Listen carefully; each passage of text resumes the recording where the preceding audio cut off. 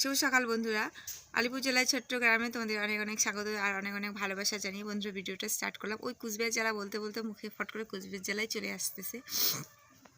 তো আমার রেগুলার যে জায়গা বাপের বাড়ি আসলে ওখান থেকে আমি ভিডিওটা শ্যুট করছি বিছানায় বসে বসে। যে দেখো জানলার পাশে আমি বেশিরভাগ ভিডিওটা এখান থেকেই শ্যুট করি।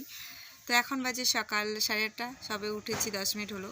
10 মিনিট আগে ঘুম থেকে উঠেছি, বাবা ডাকলো বলে একটা কারণে। মা তো কোনোদিনও আমার ডাকবে না, এরকমই কে কখন ঘুম থেকে ওঠো, কিন্তু বাপের বাড়ি আসলে মা ডাকে না কোনোদিনও, জানেই।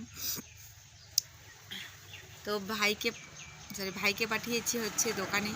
ভাই আর আমার মেয়ে দোকানে গেছে, আমি ব্রাশ আনতে ভুলে গেছি। মেয়ের ব্রাশটা নিয়ে আসছি কিন্তু আমার ব্রাশটা নিয়ে আসা হয়নি, তো তার জন্য আর কি ব্রাশ আনতে পাঠিয়ে দিলাম।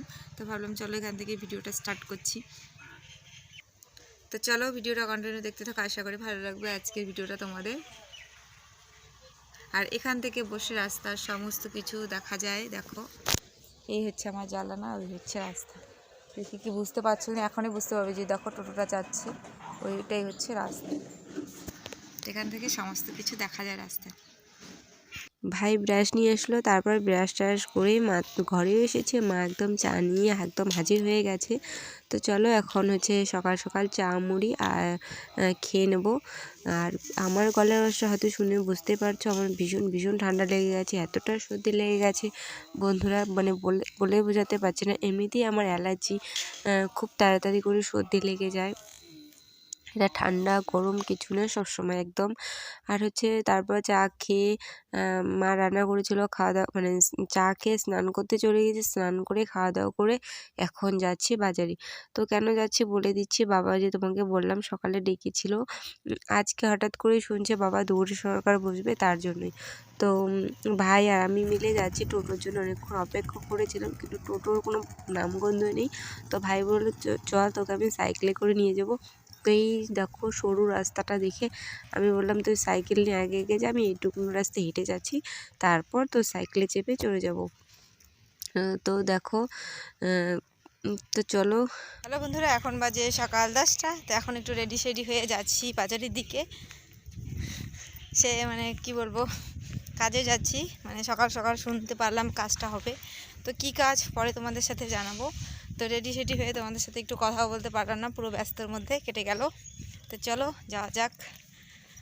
তো তোমাদের সাথে এই দুর্ঘটনার কথা বলতে বলতে চলে এলাম রাস্তায়, পাকা রাস্তা। এখন হচ্ছে আবার দেখো ভাইয়ের সঙ্গে যাচ্ছি সাইকেলে। তো আমার ভাই এতটা বড় হয়ে গেছে আমি বুঝতেই পারছি না।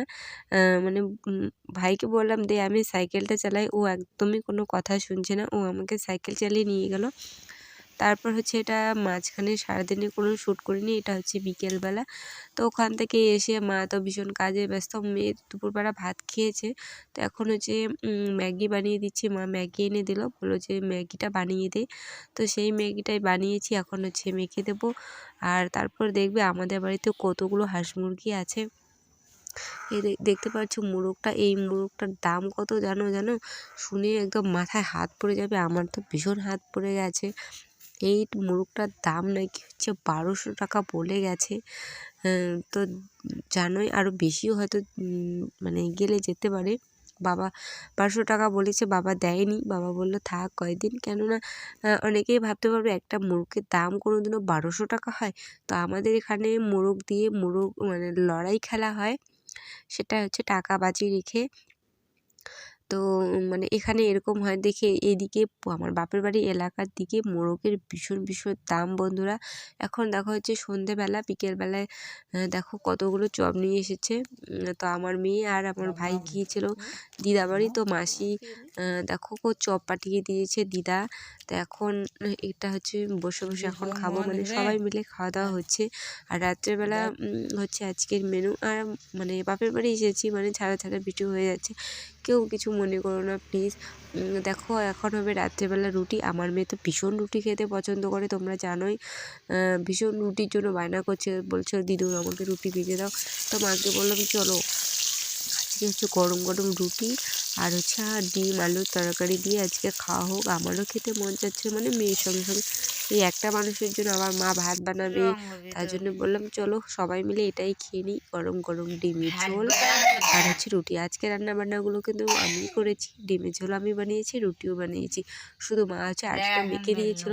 তো ভাবলাম চলো এসেছি, মাকে 2-4 দিন রান্না করে খাওয়াই, মারও ভালো লাগবে। রোজ দিন তো মাই রান্না করে না, মায়েদেরও তো মানে ইচ্ছা হয় যে মেয়েদের হাতে